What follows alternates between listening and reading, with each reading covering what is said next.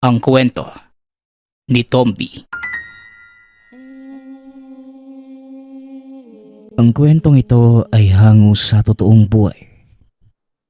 Mula ito kay Mikael. Walang eksaktong taon. Probinsya ng Mindoro. Namumuhay sa isang payak na pamayanan itong si Mikael. Kasama ang mga magulang. Mangingisda ang ama, habang ang ina naman ay nagtatrabaho sa bilaran ng tuyo malapit sa tahanan. 15 taong gulang ang binata na mga sandaling yun. Kasalukuyang nag-aaral ng sekundarya. Pilit iginagapang ng mga magulang ang pag-aaral nito para makapagtapos at magkaroon ng magandang kinabukasan. Sa katunayan, mahusay sa klase ang binata. Magtatapos pa ito na may pinakamataas na karangalan. Tay, gusto ko po naroon kayo ni nanay kapag aakyat na ako ng entablado ha. Para po sa inyo yung mga karangalang matatanggap ko. Kung hindi dahil sa pagsisikap ninyo, hindi rin po ako makakapagtapos ng pag-aaral. Wika ni Mikael. Naku anak, huwag mong isipin yon. Masaya kami ng nanay mo dahil tinupad mo ang pangako mo sa amin na makapagtapos ng pag-aaral. Yun lamang ay sapat ng kabayaran para sa lahat ng pagsisikap namin. Tugon ni Tatay Ariel. Maliban sa maliit na bangkang pangisda, may maliit ding taniman ng gulay ang matanda na siya namang pinagkukunan nila ng pang-araw-araw na kita. Buwanan ang sweldo ng ina sa paggawaan ng tuyo. Samantalang si Mang Ariel naman lingguhang kumukuha ng perang pinagbentahan ng nauhuling salinas sa gumagawa ng tuyo. Dahil hapon ang klase ni Mikael, namimitas ito ng gulay at nilalako. Ang pinagbentahan ng mga napitas na gulay, ito ang binabaon at ipinangbibili ng ulam. Masasabing larawan ng isang batang nakontento sa kung anong meron si Mikael.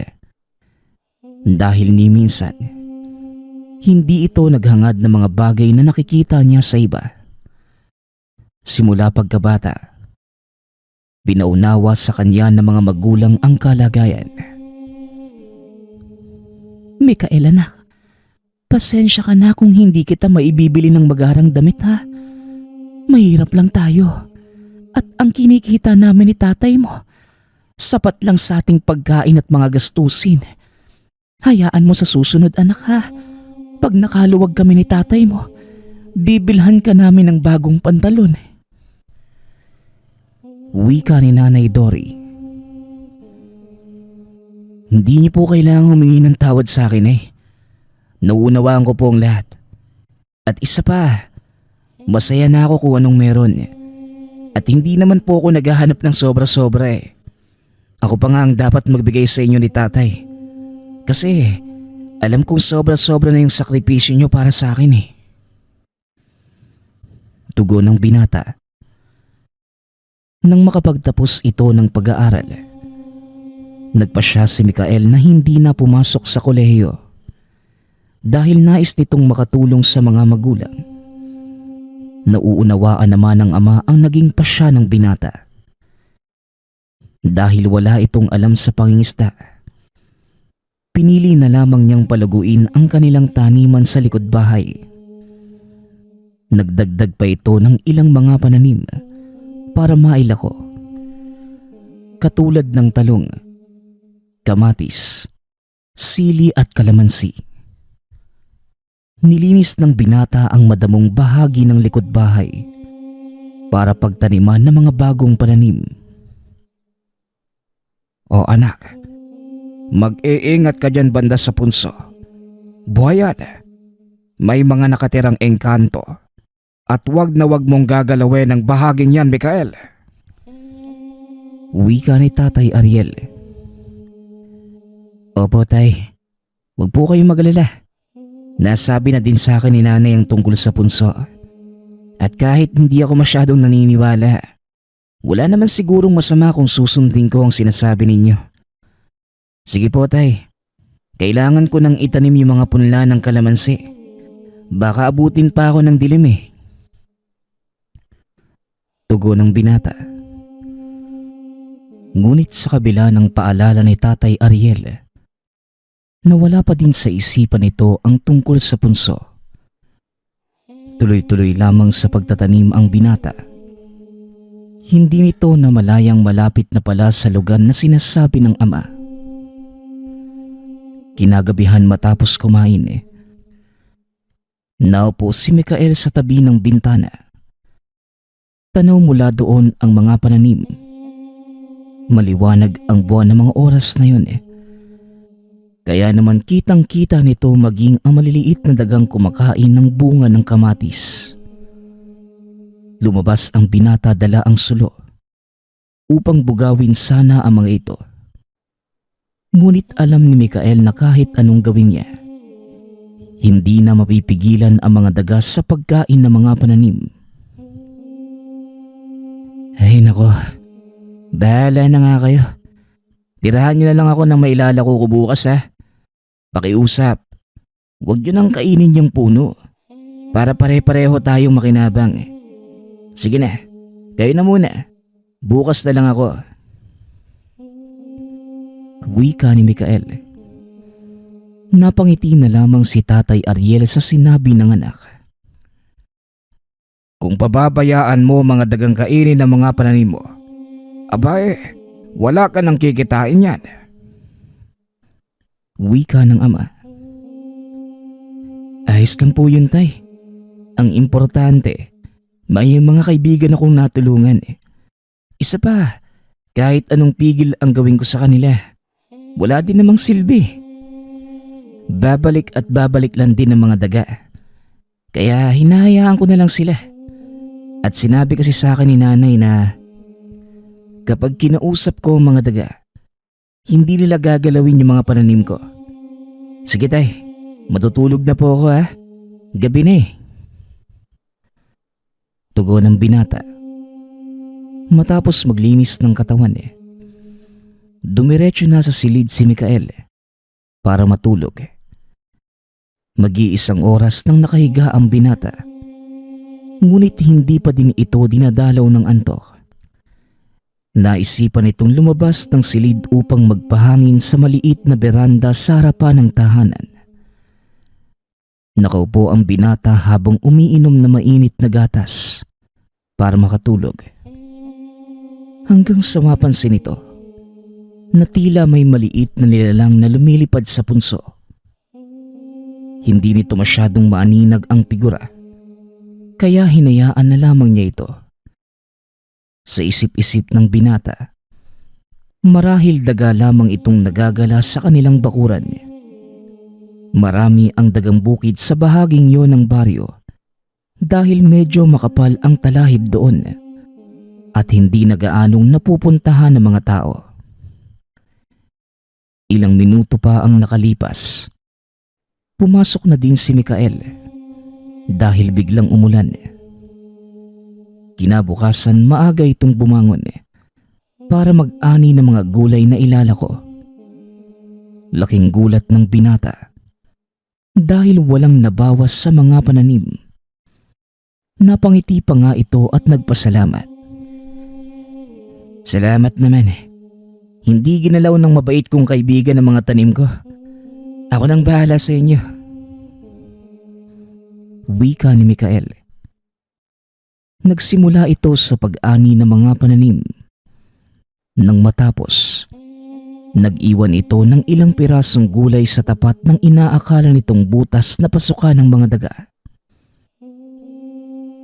Ano bang ginagawa mo dyan, Mikael? At bakit mo nilalapag yung mga gulay na yan dyan sa butas? Tanong ni Tatay Ariel. Kakarating lamang nito galing sa pangingisda.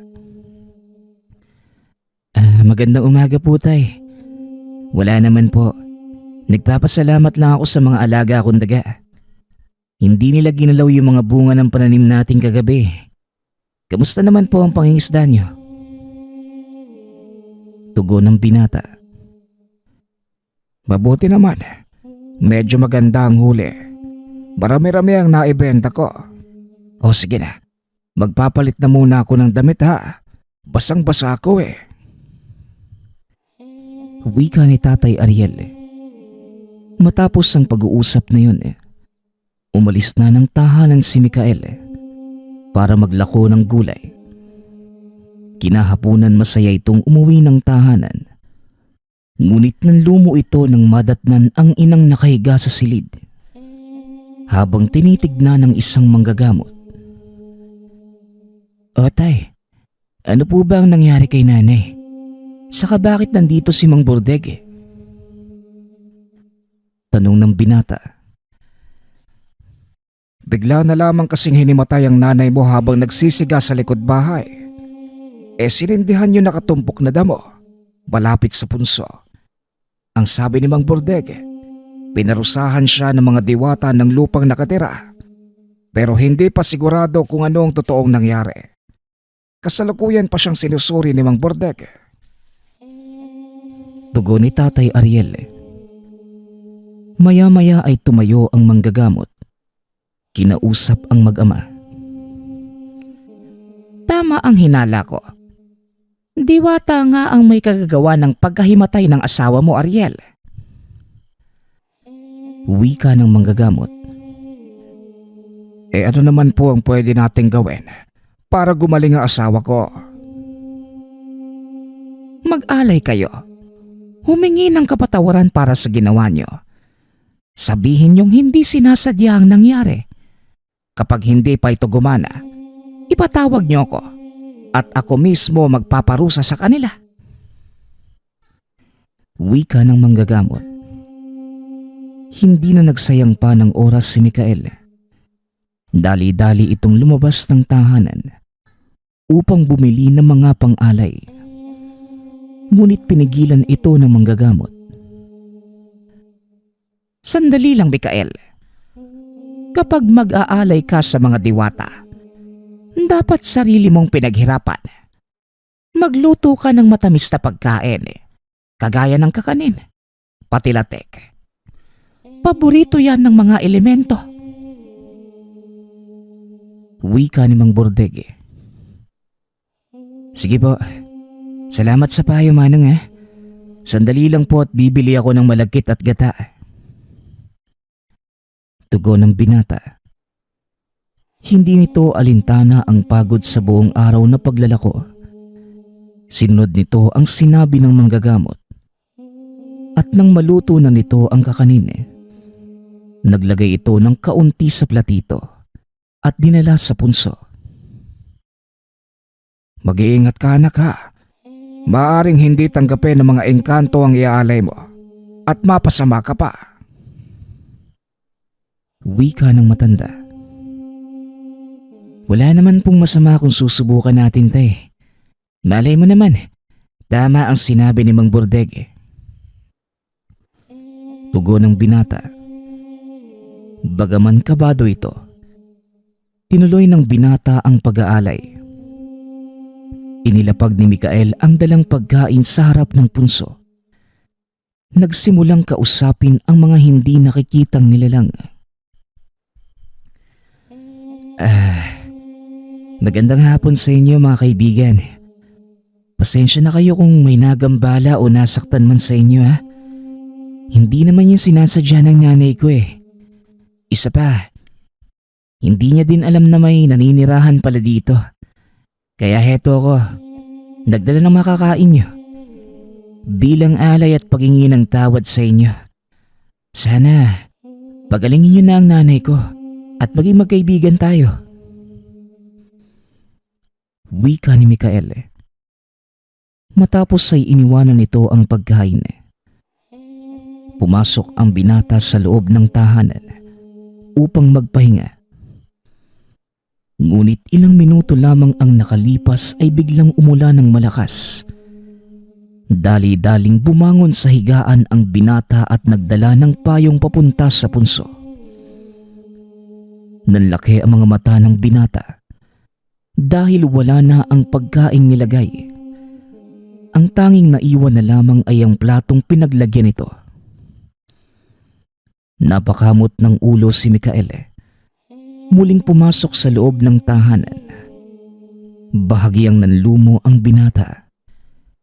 Dahil nang silipin ito ang ina, nakahiga pa din ito at hindi nagigising. Mukhang hindi mga diwata ang kumuha ng alay mo, anak ah. Pero ayos lang. Pupuntahan ko na lang si Mang Bordeg. Siya na ang bahala sa mga... Hindi na naituloy ni Tatay Ariel ang sasabihin dahil biglang nagsalita ang ina. Anong gagawin mo doon kay Mang Bordeg? Bakit? Sino ang papatignan mo? Tanong nito. Laking gulat ng binata dahil nakita nitong nakatayo na ang ina sa pinto ng silid. Nay, magaling na po kayo. Mabuti naman at pinakinggan ng mga kaibigan ko ang aking hiling. Tinanggap nila ang alay ko. Tugon ni Mikael. Anong alay ba, anak? Sinong mga kaibigan? Nawalan ka ng malay habang nagsisiga doon sa likod. Hindi kita magising. Kaya pinatawag ko si Mang Bordeg. At ayon sa kanya, binalikan ka ng mga diwata ng lupang nakatira doon. Kaya ka nawala ng malay. At ito naman si Mikael. Nagluto ng suman. Dinala sa punso bilang alay. Kaya ka nagising. Pagpapaliwanag ni Tatay Ariel. Kung meron mang hindi naniniwala sa mga engkanto sa pamilya, yun ang nanay ng binata. Ayon sa kanya, lika lamang ito ng isipan ng mga tao. Ginagawang panakot sa bata upang wag nang magpunta sa isang lugar. Ay nako, nagpapaniwala kayo sa albularyong yon. Laging lango sa alak ang matandang yon. Napagod lang ako, kaya ako nahimatay. Yun lang yun. Muling wika ni Nanay Dory. Hindi na nagsalita ang mag-ama dahil alam nilang magiging mahabang diskusyon na naman ang mangyayari kung sakaling ipipilit nila ang mga paniniwala. Kinagabihan, biglang bumuhos ang malakas na ulan. Alam ni Mikael na maaaring magbaha sa kanilang likod bahay. Kaya naman sumuong ito sa ulan upang gumawa ng kanal na dadaanan ng tubig. Maging ang lagusan ng mga daga. Ginawa niya ng paraan para hindi pasukin ng tubig ang lungga. Tuloy-tuloy pa din sa pagbuhos ang ulan. Nang mapansin ng binata ang makinang na bagay sa tuktok ng punso. Naglalabas ito ng mahinang kulay gintong liwanag. At habang papalapit ang binata, unti-unting lumalakas ang liwanag nito. Nakita ng binata ang isang bilugang gintong bato. Kahugis ito ng kalamansi. Dahan-dahan niya itong dinampot at nang mahawakan, biglang nakarinig ng boses ang binata. Tanggapin mo ang aming pasasalamat. Kung hindi dahil sa iyo, malamang nalunod na ang aking mga anak. Wika ng tinig. Hinanap ng binata ang pinagmumulan nito, ngunit hindi matagpuan. Sino ka? Magpakita ka sa akin. Wika ni Mikael. Biglang nataranta ang binata. Napasigaw ito kaya naman tinawag ang ama. Sino ba ang kausap mo dyan, Mikael? Ayos ka lang ba? Tanong ng matanda. Opo tay, ayos lang po ako. Nagulat lang ng kaunti. Tugon ng binata. Kagad itong bumalik sa pakikipag-usap sa kung sinong nilalang na nagsalita. Nandito ako sa ilalim ng dahon ng gabi. Muling wika ng tinig. Sumilip ang binata sa dahon ng gabi. Nakita ang isang maliit na nilalang. Kumikinang ang magarang damit at merong maliit na pakpak. Biglang nanigas sa kinatatayuan si Mikael dahil sa nakita. Hindi makapagsalita ang binata. Kahit anong pilit nitong sumigaw ay hindi na magawa. Huwag kang matakot, kaibigan. Hindi kita sasaktan. Ako din ang kumuha ng alay mo. At pasensya ka na kung pinarusahan ko ang nanay mo. Pero hindi ko naman intensyon na mapahamak siya. Papatulugin ko lang sana ng isang araw. Kaso nagmakaawa ka. At alam ko naman na hindi niya kami nakikita. Ang problema, hindi rin siya naniniwala sa amin. Kaya gumawa ko ng paraan para ipabatid sa kanya na nandito lang rin kami at naninirahan kasama niyo. Wika ng nilalang. Unti-unti namang nawala ang takot ni Mikael. Naalala nito ang bagay na napulot sa ibabaw ng punso. Para saan naman tong bagay nito? Parang kalamansi na naging bato eh. Tanong ng binata. Isa yang mutya mula sa aming mga diwata ng lupa. Maaari mo yang tawaging gintong kalamansi. Ingatan mo ang mutsyang yan, iho. Siguruhin mong huwag mapupunta sa kamay ng masasamang loob. Kaya kang protektahan ng mutya laban sa lahat ng uri ng kapahamakan. Kahit pa sa panggagambala ng ibang elemento at tao, kusang babalik sa kanila ang pinsalang ibibigay nila sa iyo. Tugon ng nilalang. Kung ganun, isa kang diwata. Saka bakit ako ang pinagbigyan mo nito? Tanong ni Mikael. Simple lamang. Dahil mabuti kang tao at alam kong mabuti ang hangarin mo. Pero higit pa doon, batid ko di na tanging ikaw lamang ang may kakayanang pangalagaan ang mutsyang yan.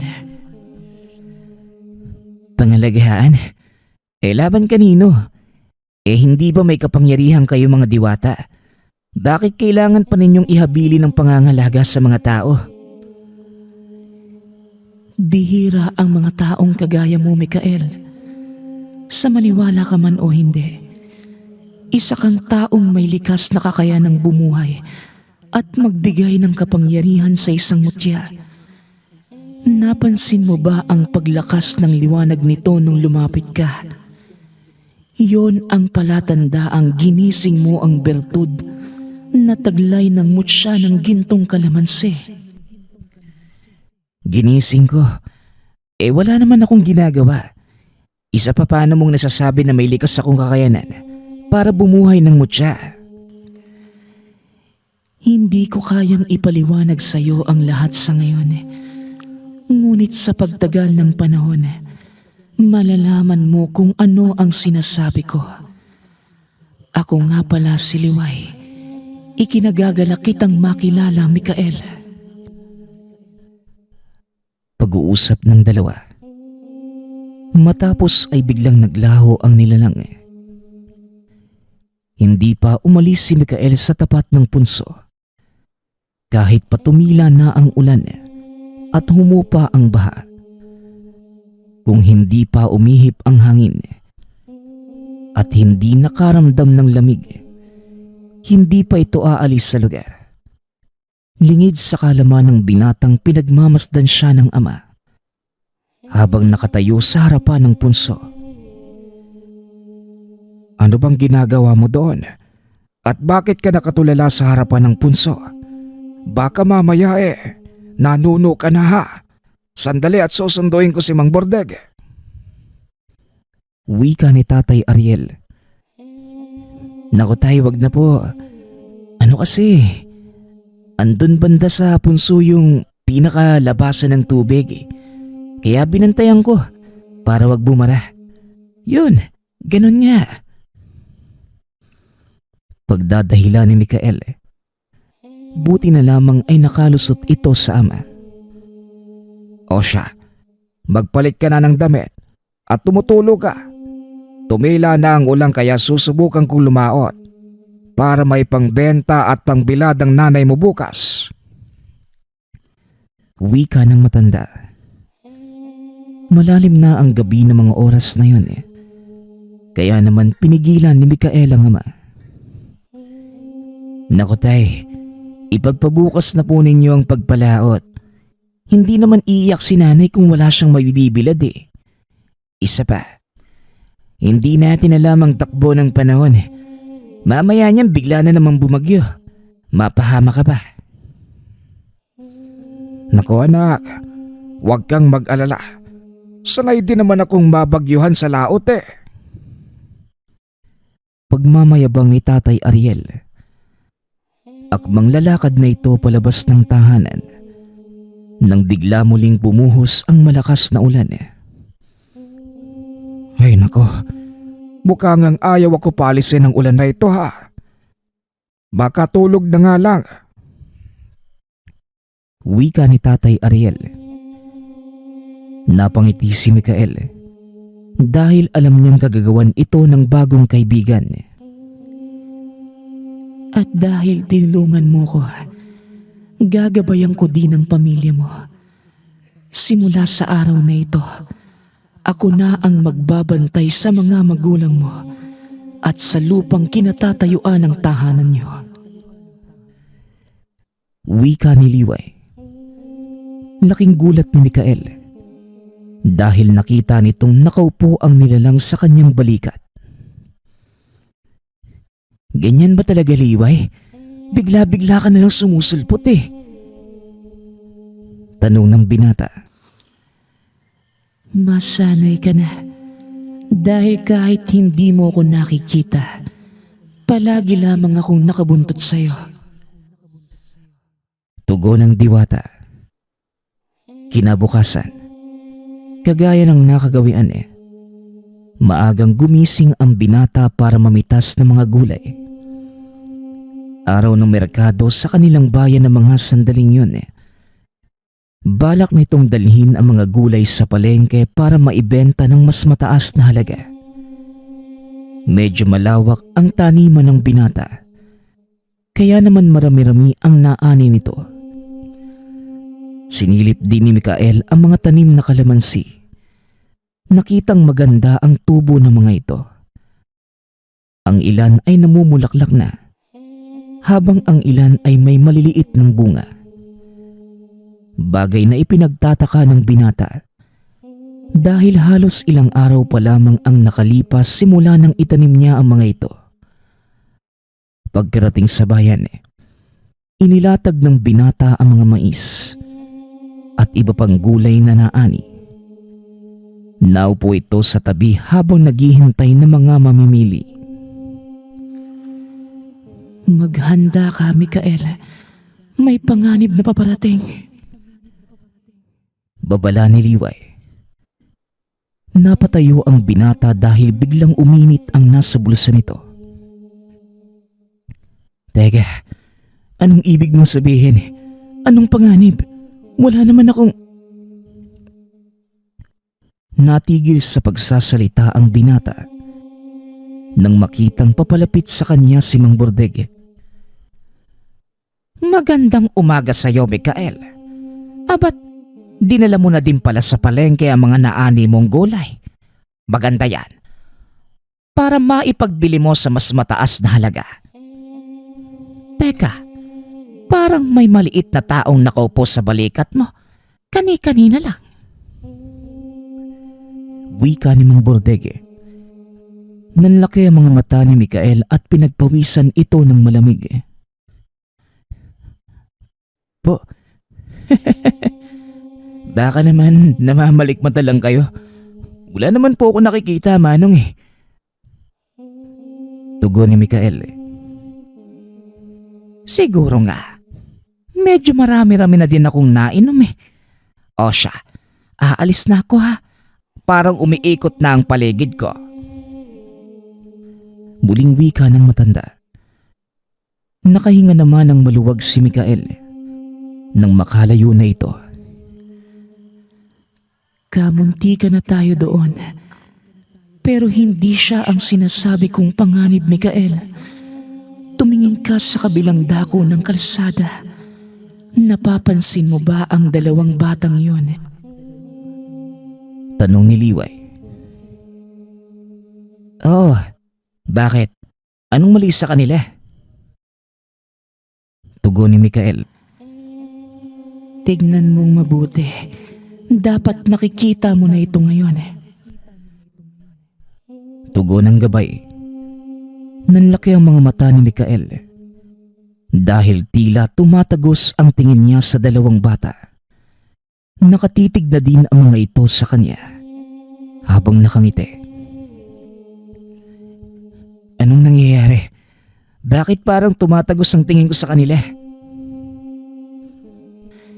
Iyon ay dahil hindi sila mga tao. At ang nakikita mo ay pawang ilusyong nagtatago kung saan ang totoo nilang anyo. Pero huwag kang mag-alala dahil hindi sila sasalakay sa ganito karaming tao. Tugon ni Liway. Itinuloy ng binata ang pagbebenta ng mga gulay hanggang sa maubos ang mga ito. Tanghali na nang magpasyang umuwi ang binata. Dumaan muna ito sa isang karinderya upang kumain. Habang nakaupo, panay ang tingin ng binata sa labas. Muli nitong nakita ang dalawang bata. Nakatayo ang mga ito sa ilalim ng isang puno. Humanda ka, Mikael. Dahil sa oras na lumabas ka sa karinderyang ito, magsisimula silang sumalakay. Pero akong bahala, hindi ka nila masasaktan. Pangalagaan mo lamang ang mutya at ako ang mangangalaga sa'yo. Wika ni Liway. Hindi na sumagot pa ang binata at abot langit ang takot nito. Matapos kumain, nagpa siya nang lumabas ang binata. Dali-dali itong naglakad pa uwi. At nang mapadpad sa lugar na wala ng halos tao, bigla namang nagpakita ang dalawang lalaki. Yan ang totoong anyo ng dalawang bata, Mikael. Hindi sila mga tao, kaya mag-iingat ka. Magtiwala ka sa akin. Hayaan mong ako ang magdala ng katawan mo. Muling wika ni Liway. Ikaw na ang bahala, Liway. Hindi ko alam ang gagawin ko eh. Sa totoo lang, natatakot ako. Tugon ni Mikael. Ako nang bahala sa'yo. Magtiwala ka lang. At siya nga pala, mawawalan ka ng malay. Wika ng gabay. Biglang nagdilim ang paningin ng binata. Hindi na alam ang sumunod na nangyari. Nang magbalik sa ulirat, nakita nitong nakahandusay sa lupa ang dalawang lalaki. Anong nangyari sa mga yan? Tanong ni Mikael. Huwag ka nang magtanong. Ang importante, nakaligtas tayo ngayon. Bilisan mo na at kailangan na nating umalis dito. Tugon ng diwata ng lupa. Dali-daling umuwi si Mikael. Nagtataka ang ama dahil pawis na pawis ito at namumutla. Anong nangyari sa iyo, anak? Bakit putlang-putla ka naman? Tanong ni Tatay Ariel. Wala po, tay. May dadaanan lang akong nag-aaway kanina habang pauwi. Medyo natakot nga ako eh. Kaya kumaripas ako ng takbo pauwi. Tugon ni Mikael. Matapos makipag-usap sa ama, Pumasok ito ng silid at kinausap si Liway. Ano ba talaga yung nangyari kanina? Tinalo mo ang mga aswang na yon. Kung nakita mo lang kung paano mo silang pinagugulpi kanina. Tugon ni Liway.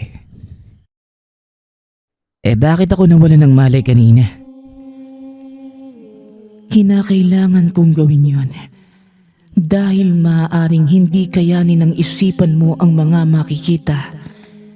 Iyon ang unang pagkakataon mong makalaban ng mga aswang. Wika ni Liway. Aswang ang dalawang yun? Bakit naman nila ako hinahabol? Kagaya ng sinabi ko sa iyo, ang hawak mo ay isang mutsyang nagbibigay ng lakas sa mga elementong kagaya ng aswang. Maging mga engkanto, hinahangad nila itong makuha para magkaroon ng sariling pinagkukunan ng lakas. Simula pa lang, alam mo na ang panganib na pwede kong harapin. Bakit mo pa di ibinigay sa akin ng mutya? Kagaya ng sinabi ko sa iyo, Mikael, ikaw lang ang may kakayanang mga laga ng ganyang uri ng mutya. Dahil sa kabutihang loob mo at likas na kabaitan, kakibat ng pangangalaga mo sa mutya ay ang lakas at kakayanang kaya nitong ipagkaloob sa iyo. Gayon din ang panganib mula sa mga nilalang na naghahangad dito. Oo, nasabi mo na ang bagay na yan sa akin, Liway. Pero ang hindi ko maintindihan, kung bakit gustong makuha ng mga aswang ang mutyang nasa pangangalaga ng iba. Pag-uusap ng dalawa. Ipinaliwanag naman ni Liway ang lahat. Ayon dito, ang mutyang kagaya ng hawak ni Mikael, isang uri ng mutyang pinagkukunan ng lakas na mga elemento. Kaya palang magbigay ng buhay na walang hanggan ang mutsyang hawak ko? Tanong ng binata. Oo, Mikael. Kaya hindi ito maaaring mapasa kamay ng mga sakim na nilalang. Ikaw ang pinili ng mutya. Sinunod ko lamang ang kahilingan nito. Kaya ikaw ang nangangalaga sa kanya. Pagpapaliwanag ni Liway. Hindi na nagtanong pa ang binata. Kahit papano, nagkaroon na ito ng kaunting ideya sa kung bakit napasa kanya ang mutyang yun. Sa kalagitnaan ng pag-uusap ng dalawa, bigla namang kumatok si Tatay Ariel. Mikael anak, may mga naghahanap sa'yo. Mangyari, lumabas ka muna at importante ang kanilang pakay. Wika ng matanda. Opo tay, sandali lang po ah. Liway, magtago ka muna ha. Tugon ng binata. Lumabas ito ng silid. Nanlaki ang mga mata nang makita ang dalawang pulis na nakatayo sa labas ng tahanan. Magandang hapon sa'yo. Ikaw ba si Mikael? Tanong ng pulis. Ako nga po, Sargento. Ano pong may paglilingkod ko sa inyo? Naparito kami dahil sa isang ulat na may nakakita daw sa iyong nakikipagbuno sa dalawang kalalakihang natagpuang patay kanina doon malapit sa tulay. Maaari ka ba naming imbitahan sa presinto para magpaliwanag? Sige po. Wala naman pong problema. Magbibihis lamang ako. Tugon ng binata. Matapos magbihis, sumama ito sa mga pulis. Nakaupo lamang si Liway sa balikat ng binata. Huwag kang mag-alala. Wala silang makukuhang impormasyon sa'yo. Dahil wala kang malay nang mangyari ang sinasabi nila. Huwag ka nang magsalita. Magtiwala ka na lang sa akin. Ako na ang bahala. Wika ni Liway. Hindi na nagsalita ang binata hanggang sa marating ang presinto. Naupo si Mikael sa harap ng mesa ng pulis. Nagpakilala muna ito sa kanya bago magsimula ang pagtatanong. Ako nga pala si Sargento Luis. Kagaya ng sinabi ko, huwag kang mag-alala. Dahil may itatanong lang naman kami sa'yo. Pagkatapos nito, pwede ka nang umuwi. Wika ng pulis. Sige po, ano po ba ang gusto niyong malaman? May nakapag-ulat na ikaw daw ang huling nakaaway ng dalawang lalaking nakitang patay doon malapit sa tulay sa bayan. Pwede mo bang sabihin sa amin kung ano ang totoong nangyari? Wika ng pulis. Sa pagkakataong yun, si Liway ang nagsalita sa pamamagitan ng pagsanib kay Mikael. Naglalakad ako pauwi ng bahay nang harangin ako ng dalawang kalalakihan. Sinubukan nilang kunin sa akin yung napagbentahan ko ng mga gulay. At dahil hindi ko binigay, nagalit sila. Sinubukan akong saktan. Mabuti na lang, may bahay ng bubuyog sa bandang likuran ng mga lalaking yun. Nasagi ng isa sa kanila ang pugad. At ayun, inatake sila ng mga bubuyog. Hindi ko na po alam ang susunod na nangyari. Kasi tumakbo na po ako eh. Pagpapaliwanag ni Mikael. Tumugma naman ang paliwanag ng binata. Dahil natagpuan nga ang mga itong punong-puno ng pantal sa buong katawan. Dulot ng kagat ng insekto. Ganun ba? Bakit hindi ka dumiretso sa mga pulis? Muling tanong ng sarhento. Pasensya na po. Hindi ko na naisip yun eh. Sa pag-aakalang hindi naman nila ako maaabutan. Kaya dumiretso na lang po ako pauwi. Ganun ba? O siya, yun lang naman ang gusto kong malaman.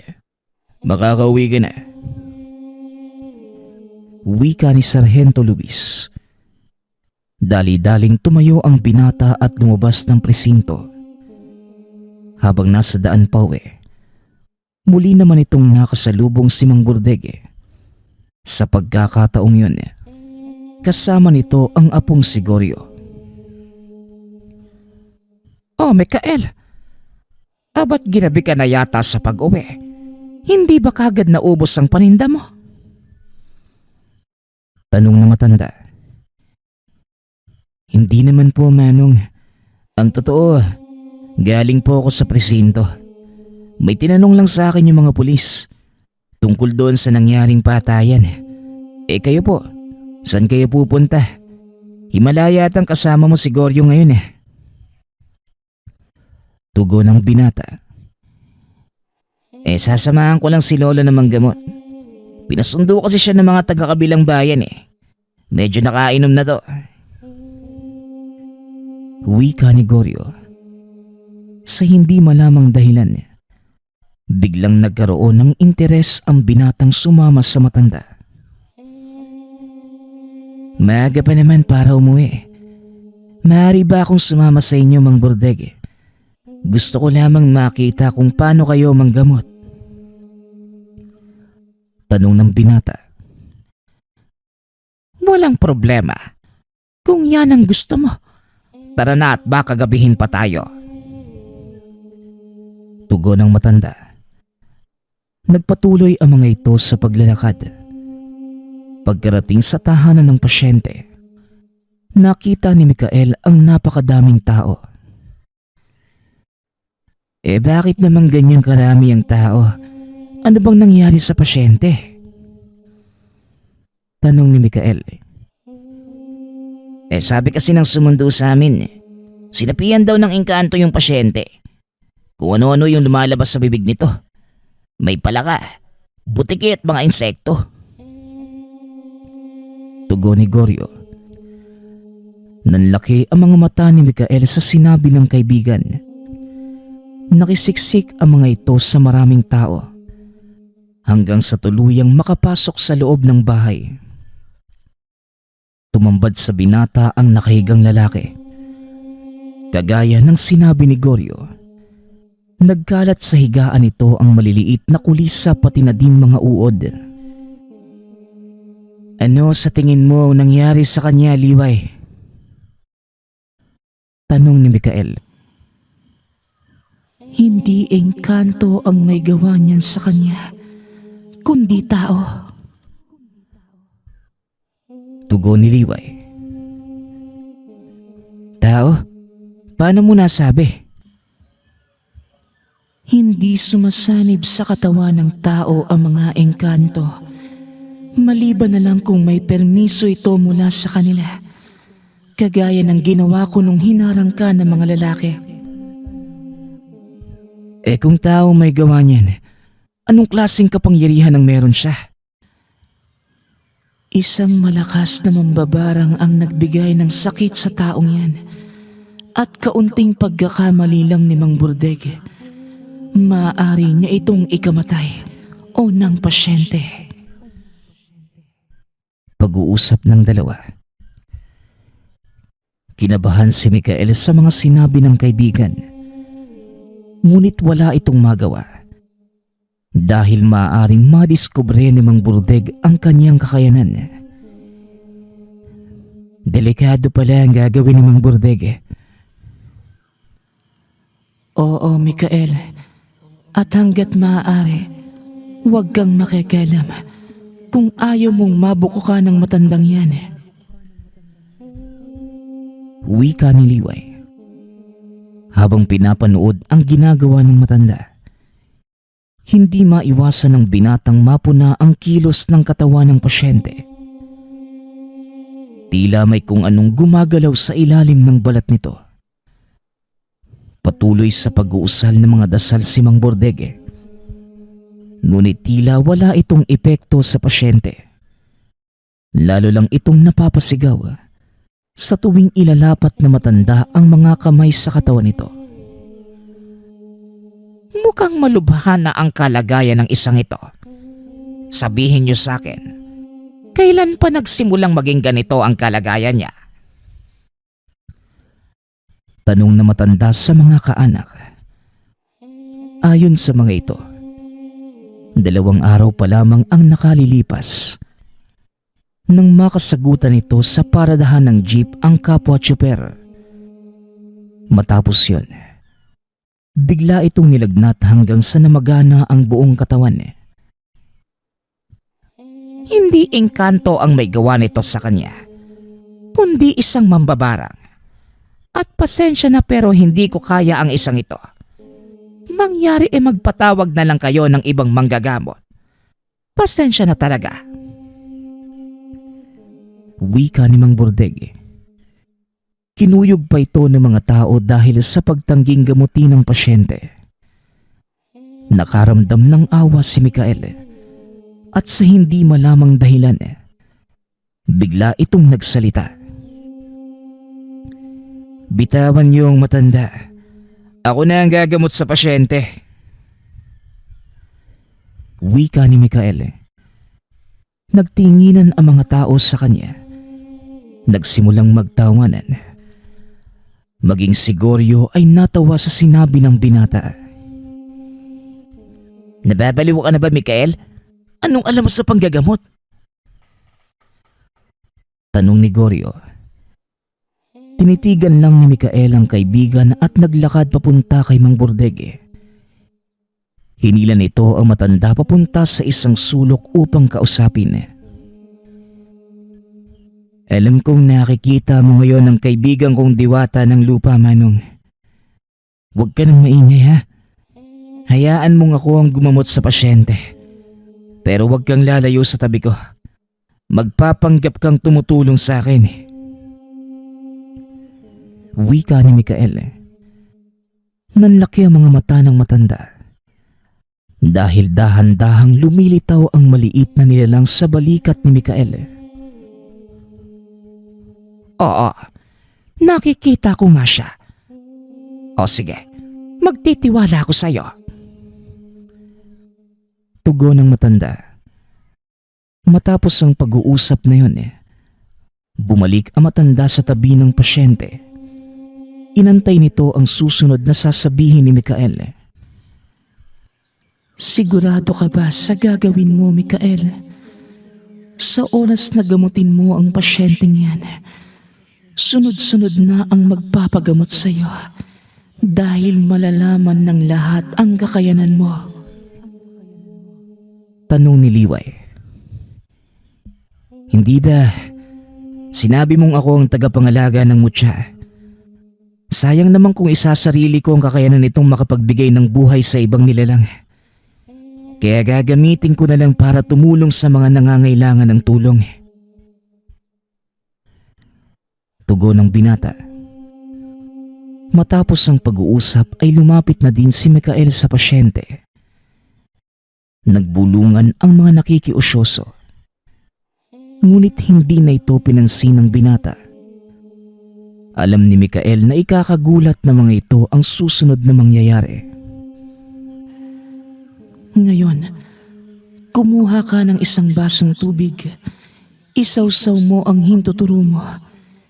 Hipan mo ng 3 beses at ibuhos sa katawan ng pasyente. Wika ni Liway. Sinunod naman ito ni Mikael. Nagulat ang mga nanonood dahil biglang napasigaw ang pasyente. Ang ilan sa mga ito ay nagawa pang magalit sa binata. Ano bang ginagawa mo? Bakit mo naman binuhusan ng tubig ang pinsang ko? Tanong ng isang lalaki. Nilingon ito ni Mikael. Tinignan ng masama at sa hindi malamang dahilan. Bigla itong napaatras at nanahimik. Muling ibinaling ni Mikael ang atensyon sa pasyente. Hinawakan nito ang kanang kamay. Muling nagsalita si Liway. Huwag na huwag mong bibitawan ang kamay ng pasyente. Hawakan mo ng mahigpit. At ako na ang bahala sa lahat. Wika ni Liway. Naupo ang binata sa tabi ng higaan. Inintay ang susunod na gagawin ng gabay na diwata. Ilang minuto pa ang nakalipas. Isa-isang naglabasan sa katawan ng pasyente ang maliliit na kulisap. Nagkandamatay ang mga ito at naglaglagan sa sahig. Hanggang sa tuluyan ng maubos. Ilang sandali pa biglang dumilat ang pasyente. Tinignan si Mikael at nagsalita. Walang hiya kang diwata ka. Bakit ba ang hilig mong makilama? Tanong ng pasyente. Muling nagulat ang lahat dahil nag-iba ang boses nito. Sino ka? At ano ang dahilan kung bakit mo binigyan ng sakit ang taong to? Tanong ng binata. Paano kung hindi ko sagutin ang tanong mo? May magagawa ka ba? Tugon ng pasyente. Alam ni Mikael na ang kausap niya ng mga sandaling yun, ang mismong mambabarang. Nagulat si Mang Burdeg dahil ni minsan ay hindi pa niya nagagawa ang ganitong pamamaraan. Kung makikipagmatigasan ka sa akin, makikita mo kung ano ang gagawin ko. Pero kung makikipagtulungan ka, siguro pag-iisipan ko ang susunod kong gagawin sa'yo. Wika ni Mikael.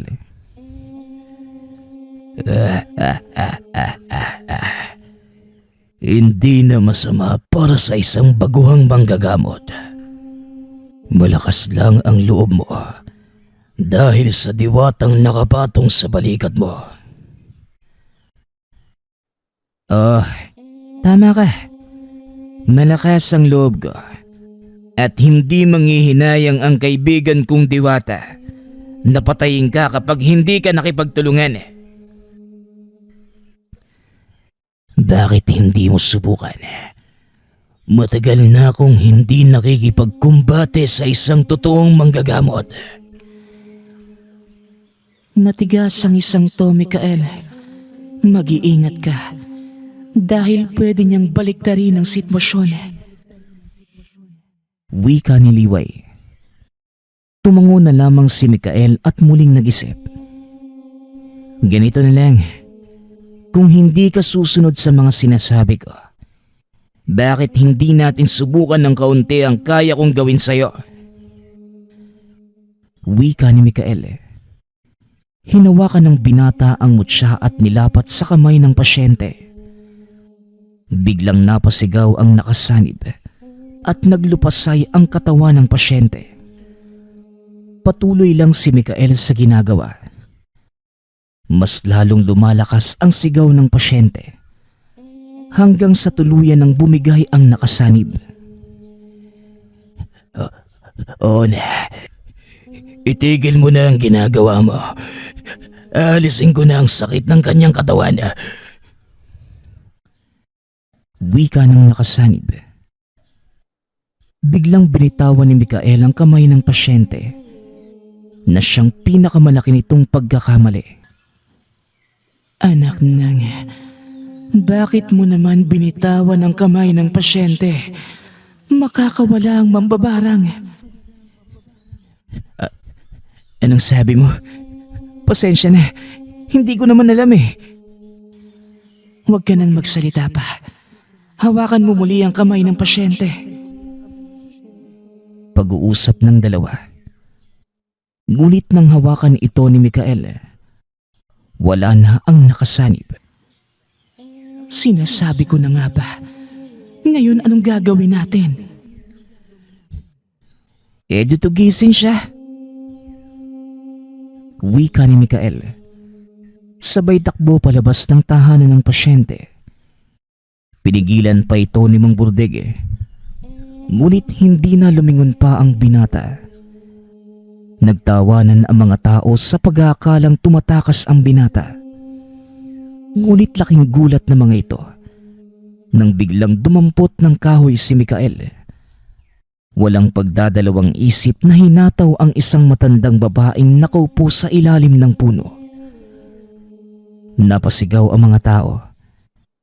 Ang ilan ay sinubukan pa siyang awatin dahil wala namang kinalaman ang matanda sa gamutang nangyayari. Huwag kayong lalapit. Kung ayaw niyong kayo ang isunod ng mambabarang na ito. Tama ang narinig niyo mga kasama. Ito nga ang mambabarang na gumagambala sa pasyente. Wika ni Mikael.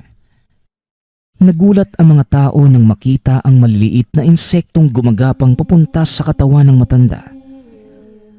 Apak-apak ni Mikael ang ulo nito habang nakadapa sa lupa. Huwag mo nang papakawalan ng isang yan, Mikael.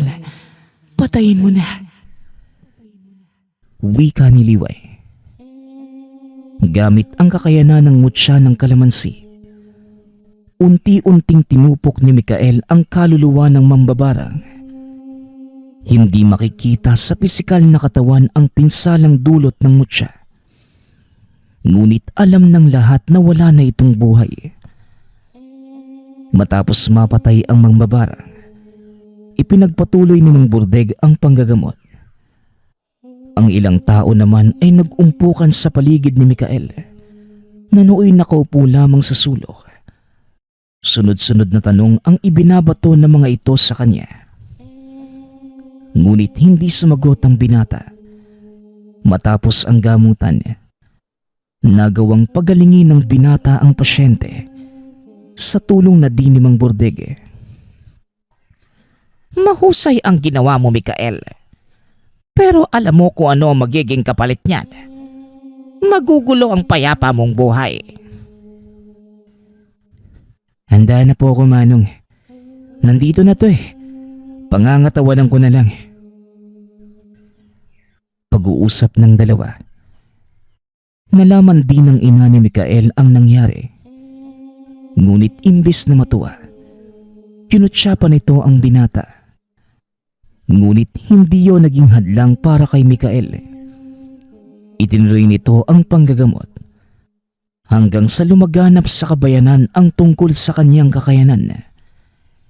Dahil hindi sila nagkakasundong mag-ina, pinili ng binatang lisanin ang tahanan at magpakalayo-layo. Nagpagala-gala sa lansangan ang binata sa loob na mahabang panahon at ang tanging ikinabubuhay nito ay ang mga alay na ibinibigay ng mga taong nagpapagamot sa kanya. Nakontento sa ganung buhay si Mikael at dahil sa pag-alis nito sa tahanan, tuluyan din siyang tinalikuran ng ina. Samantalang si Tatay Ariel naman, linggo-linggong bumababa ng bayan para dalawin ang anak at dalhan ng makakain. Walang pagsisisi sa isipan ni Mikael na mga oras na yun dahil alam niyang nagagampanan niya ang tungkuling iniatas sa kanya ng kalikasan, maging ng may likha. Ilang taon pa ang nakalipas, namatay ang ina ni Mikael. Sa pagkakataong yun, bumalik sa tahanan ang binata. Doon ipinagpatuloy ang panggagamot. Hindi na din tumutol pa ang ama dahil nakikita nitong maraming natutulungan si Mikael gamit ang kanyang mutya ng gintong kalamansi. Nagpapasalamat nga pala ako sa lahat ng sumusuporta sa ating channel. Nawa ay patuloy niyong suportahan at pakinggan ang ating mga kwento. Hanggang sa muling pakikinig. Paalam.